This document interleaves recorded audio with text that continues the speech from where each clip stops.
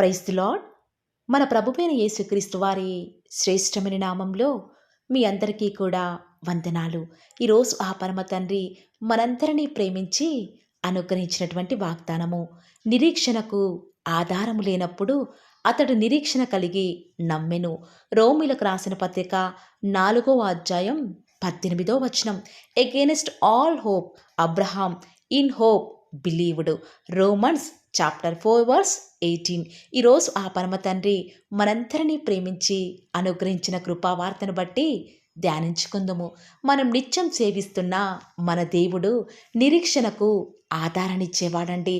ఈ లోకంలో ఆయన మాత్రమే ఎండిన ఎముకలకు జీవాన్నిచ్చేవాడు.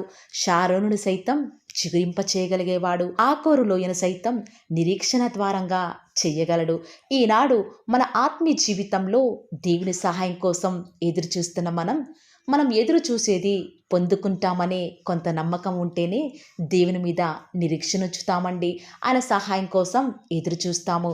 కానీ ఒకవేళ మనం ఆశించినది ఇక దొరకదులేని పరిస్థితులలో ఈనాడు ఎవరైనా నిరీక్షణ ఉంచుతున్నారా? కాదనే చెప్పాలి. కానీ అబ్రహాం దీనికి చాలా భిన్నంగా ఉన్నాడండి.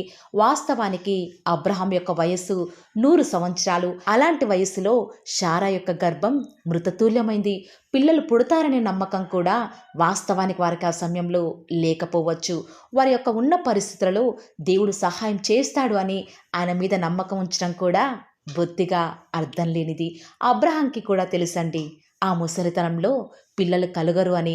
కానీ దేవుడు వాగ్దానం చేశాడు కదా, నీ సంతానమును ఆకాశంలోని నక్షత్రముల వలె ఇసుక రేణువుల అంతా విస్తారముగా విస్తరింప చేస్తాను అని వాగ్దానం చేసిన వాడు నమ్మతగిన వాడు అని విశ్వాసముంచాడు.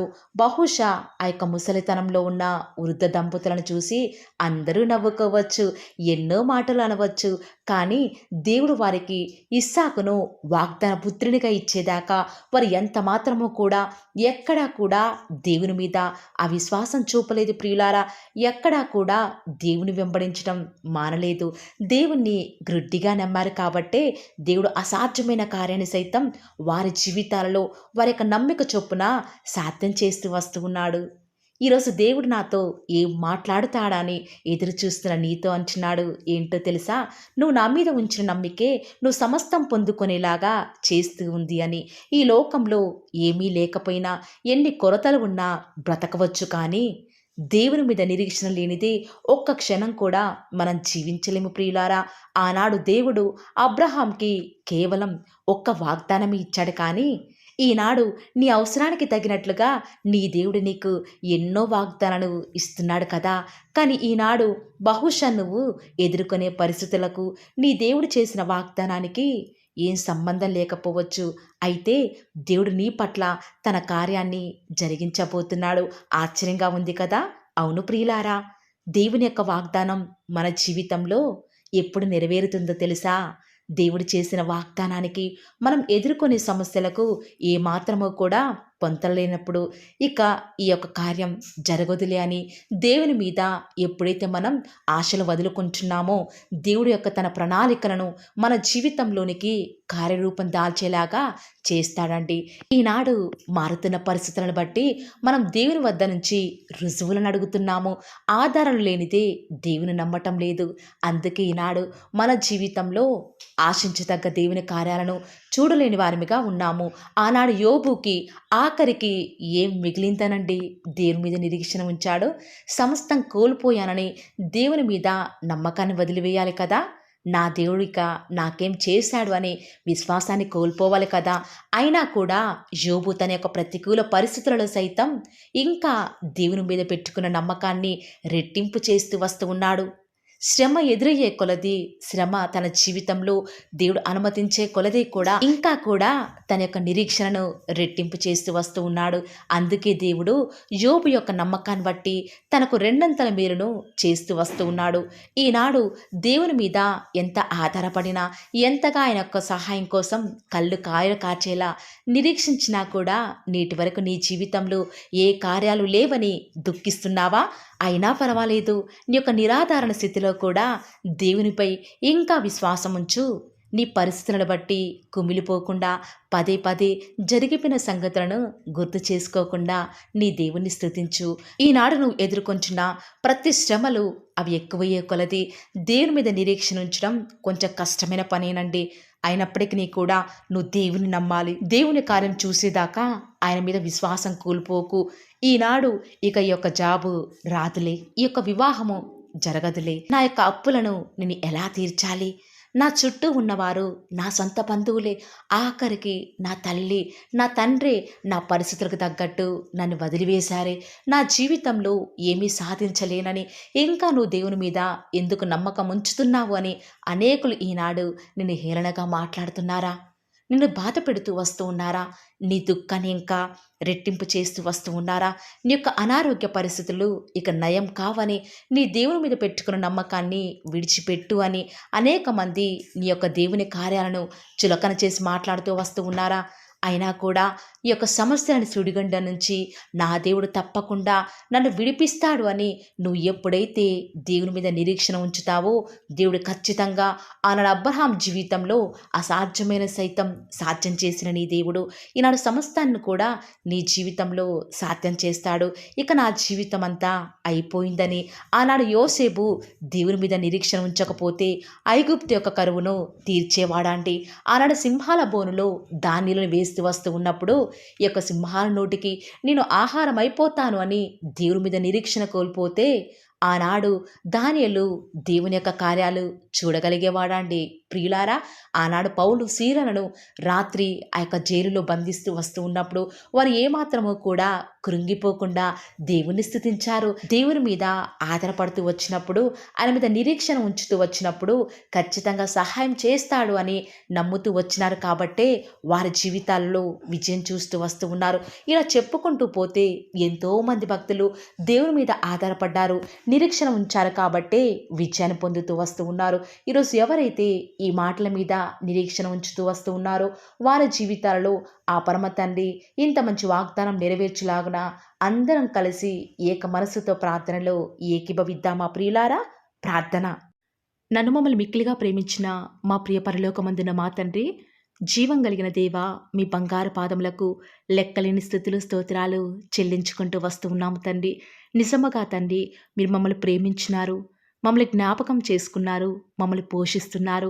నేడు దినమంతట్లో కూడా మా ప్రతి పనిలో, మా ప్రతి ప్రయత్నంలో కూడా మీరు మాకు తోడుగా ఉండి మాకు అనుగ్రహించినటువంటి విజయాన్ని బట్టి వందనాలు చెల్లించుకుంటూ వస్తూ ఉన్నాను. దేవా, నేడు దినం ప్రతి పనిలో కూడా మీరు మాకు అనుగ్రహించిన విజయాన్ని బట్టి వందనాలు చెల్లించుకుంటూ వస్తూ ఉన్నాను. దేవా, వేకు జామునే మీరు మమ్మల్ని ప్రేమించి మా అవసరానికి తగినట్లుగా మాకు అనుగ్రహించినటువంటి శ్రేష్టకరమైన వాగ్దానాన్ని బట్టి వందనాలు చెల్లించుకుంటూ వస్తూ ఉన్నాను. నిజమే తండ్రి, నిరీక్షణకు ఆధారం లేనప్పుడు, ఎలాంటి దిక్కుతోచని స్థితిలో ఉన్నప్పుడు మిమ్మల్ని నమ్మటం అనేది చాలా కష్టం తండ్రి. మా చుట్టూ ఉన్న పరిస్థితులను బట్టి మిమ్మల్ని నమ్మేవారిగా ఉన్నాము, లేకపోతే తండ్రి మనుషులను ఆశ్రయించి వారిగా ఉన్నాము. అందును బట్టి తండ్రి ఈనాడు మా జీవితాలలో కార్యాలే లేని వారిగా జీవిస్తూ వస్తూ ఉన్నాము. దేవా, ఆనాడైతే అబ్రహాం తండ్రి మిమ్మల్ని నమ్ముతూ వచ్చినాడు, తన జీవితంలో మీ యొక్క అమూల్యమైన కార్యాన్ని చూస్తూ వస్తూ ఉన్నాడు. దానియేలు మీ యందు నిరీక్షణ ఉంచినాడు తండ్రి, యోసేపు మీ యందు నిరీక్షణ ఉంచినాడు, పౌలు గారు సైతం మీ యందు నిరీక్షణ ఉంచినారు తండ్రి. ఈనాడు అలాంటి నిరీక్షణ, అలాంటి నమ్మకం, ఆ విధంగా ఆధారపడే జీవితం నాకు మాకు లేదని మీ సన్నిధానంలో ఒప్పుకొనుచుండగా దయచేసి మమ్మల్ని ఒక్కసారి జ్ఞాపకం చేసుకుంటూ రండి దేవా.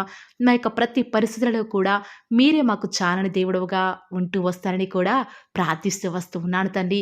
ఈరోజు ఎవరైతే తండ్రి విశ్వాసముతో వాగ్దానం అంతా కూడా విని ప్రార్థనలు ఏకీభవిస్తున్నారో అట్టి బిడ్డల జీవితాలలో మీ యొక్క కార్యాలను జరిగిస్తారని కూడా ప్రార్థిస్తూ వస్తూ ఉన్నాను దేవా. ఎవరైతే ఎన్నో సంవత్సరాలుగా తండ్రి వారి యొక్క దుఃఖాలలో తండ్రి మీ పాద సన్నిధిలో చేరి ప్రార్థిస్తున్నారు, వారి ప్రార్థనకు జవాబును అనుగ్రహిస్తున్నారా దేవా. వారికంటూ సంతోషాన్ని ఇవ్వండి తండ్రి. దేవా, ఈ లోకంలో మాకు ఏమి ఉన్నప్పటికీ కూడా సంతోషం రాదు, కానీ మీ యందు ఆనందించడం వలన మాత్రమే మాకు సంతోషం కలుగుతుంది. కాబట్టి దేవా, దయచేసి కృప చూపించండి. ప్రత్యేకంగా తండ్రి ఈ దినమంతటి కొరకై మీ పాద సన్నిధికి వస్తూ ఉండగా దయచేసి మీరు మాకు సహాయం చేస్తురండి. దయచేసి మీరు కృప చూపిస్తారని కూడా ప్రార్థిస్తూ వస్తూ ఉన్నాను. ఎంతైనా కూడా మీరు నమ్మదగిన దేవుడవు దేవా. ఈరోజు మీరు మమ్మల్ని ప్రేమించి మాకు ఫాలో ది వార్ ఛానల్ ద్వారా అనుగ్రహించిన వాగ్దానం బట్టి వందనాలు చెల్లించుకుంటూ వస్తున్నాను. ప్రతి దినం కూడా నమ్మకంగా తండ్రి మీ యొక్క బిడ్డల అవసరాల నిమిత్తమై మీరు నన్ను జ్ఞాపకం చేసుకొని ప్రతి దినం కూడా ఫాలో ది వార్ ఛానల్ ద్వారా అనుగ్రహిస్తున్న డైలీ బ్రెడ్ని బట్టి కూడా వందనాలు చెల్లించుకుంటూ వస్తూ ఉన్నాను. మీ యొక్క అనాదికాల సంకల్పం చొప్పున నేటి వరకు కూడా ఈ యొక్క పరిచర్యను ఎంతో ఘనమైన విధానంలో మీకు మహిమకరంగా నడిపించుకుంటున్న విధానం బట్టి మిమ్మల్ని ఆరాధిస్తూ వస్తూ ఉన్నాను. దేవా, మీ ప్రియులైన బిడ్డలు ప్రతి దినం కూడా ప్రేయర్ రిక్వెస్ట్లు పెడుతూ వస్తూ ఉన్నారు. అట్టి బిడ్డను జ్ఞాపకం చేసుకుంటూ రారా దేవా. వారి యొక్క ప్రతి అవసరాల నిమిత్తమై భారం కలిగి ప్రార్థించేటువంటి మంచి మనసును నాకు అనుగ్రహించండి దేవా. ఎవరైతే ఎలాంటి సమస్యల గుండా వేదనల గుండా చెప్పుకోలేని పరిస్థితుల గుండా ఈరోజు ఎవరైతే వెళ్తున్నారో ఒక్కసారి మీరు దయచేసి వారిని జ్ఞాపకం చేసుకుంటూ రారా. ప్రతి పరిస్థితులలో కూడా మీరే వారికి చాలని దేవుడుగా ఉంటూరండి. ఈరోజు ఎవరైతే ప్రయత్నించబోతున్నారో వారి ప్రతి పనిని కూడా మీరే సఫలం చేస్తురండి. నేడు దినమున ఏ పనులైతే ఆగిపోతూ వస్తూ ఉన్నాయో ఆ యొక్క ప్రతి పని కూడా ఆగిపోకుండా ముందుకే సాగిపోయే కృపను ప్రతి ఒక్కరికి కూడా మీరే అనుగ్రహిస్తూ వస్తారని కూడా ప్రార్థిస్తూ వస్తూ ఉన్నాను. దేవా, ఈరోజు మీ బిడ్డనే వారు చేసే ప్రతి వ్యాపారాన్ని కూడా దీవించండి, ఆశీర్వదించండి. ఎక్కడా కూడా నష్టం రాకుండా దయచేసి మీరు వారిని జ్ఞాపకం చేసుకుంటూ రండి. అంతేకాదు దేవా, మీరే మా ప్రతి అవసరాలలో కూడా మీరే మాకు దేవుడుగా ఉంటారని కూడా ప్రార్థిస్తూ వస్తున్నాను. ఈరోజు ఎవరైతే తండ్రి దూర ప్రాంతాలకు ప్రయాణమై వెళ్ళుచున్నారో వారిని జ్ఞాపకం చేసుకుంటూ రండి. ఇతర రాష్ట్రాలకు ఇతర దేశాలకు వెళ్ళే బిడ్డల్ని జ్ఞాపకం చేసుకుంటూ రండి. మీ ప్రియులైన బిడ్డలు ఎక్కడ ఉన్నా ఏ వ్యాపారం చేసినా మీ నామానికి మహిమ తెచ్చే విధంగా వారిని జ్ఞాపకం చేసుకుంటూ రండి దేవా. ఈనాడు ఈ లోకంలో మా కళ్ళ ముందే తండ్రి భక్తిహీనులైన వారు, దేవుని ఎరగని వారు గొప్ప స్థితిలోనికి వెళ్ళిపోతుంటే వారిని చూసి మీ బిడ్డల వారు డిసప్పాయింట్మెంట్ అవ్వకుండా తండ్రి మీరు వారిలో ఉన్నారు కాబట్టి మీరు మమ్మల్ని ఖచ్చితంగా ఒకరోజు గొప్ప స్థితిలో ఉంచుతారని నిరీక్షణ కలిగి మేము జీవించే భాగ్యాన్ని మాకు మీరు అనుగ్రహిస్తురండి. బహుశా మాకు ఈనాడు ఈ లోకానుసారంగా ఏమీ లేకపోవచ్చు, కానీ ప్రతి దినం కూడా అన్ని లేని వారికి లేనటువంటి ఆదరణను ప్రతి దినం కూడా ఈ యొక్క ఫాలో ది వార్ ఛానల్ ద్వారా మీరు మాకు అనుగ్రహిస్తున్నారు కదా తండ్రి. దాన్ని బట్టి మీకు వందనాలు చెల్లించుకుంటూ వస్తూ ఉన్నాను. దేవా, దయ చూపించండి తండ్రి. దయచేసి మాకు సహాయం చేయరా తండ్రి. మీ అంత విశ్వాసం నుంచి ప్రార్థిస్తున్నాం కదా. మా జీవితాలలో మీ యొక్క గొప్ప కార్యాన్ని జరిగిస్తారని కూడా మీ పాద సన్నిధిలో ప్రార్థిస్తూ వస్తూ ఉన్నాను.